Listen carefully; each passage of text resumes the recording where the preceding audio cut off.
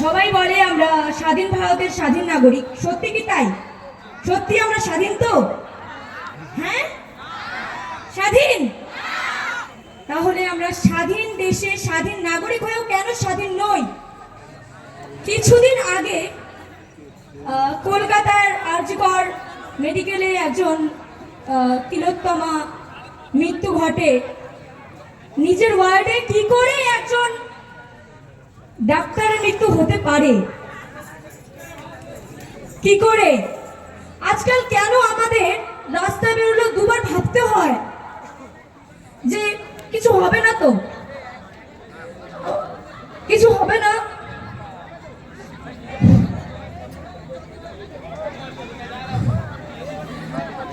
আজ যদি বাচ্চাটাও বেরোয় তার সাথে কিছু হবে না?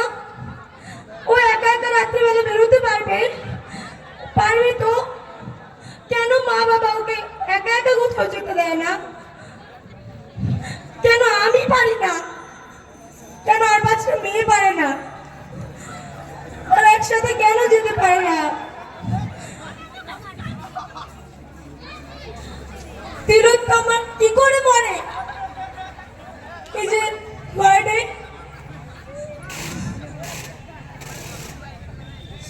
আমরা সব বুঝতে পারছি, শুনতে পারছি, কিছু কিন্তু করতে পারছি না। কেন?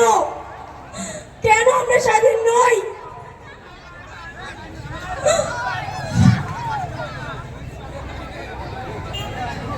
আজকে একটা ডাক্তার মরেছে, কারণ আমাদের কাছ থেকে 10টা ডাক্তার যাবে, তারাও কি মরবে? আমরা মরবো?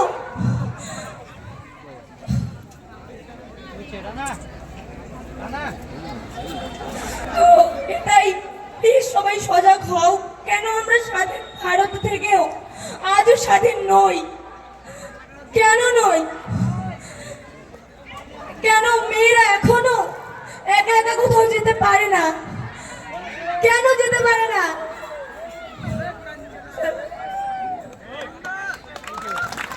আমরা ভীষণ ইমোশনাল হয়ে পড়েছিলাম। আমাদের দেশে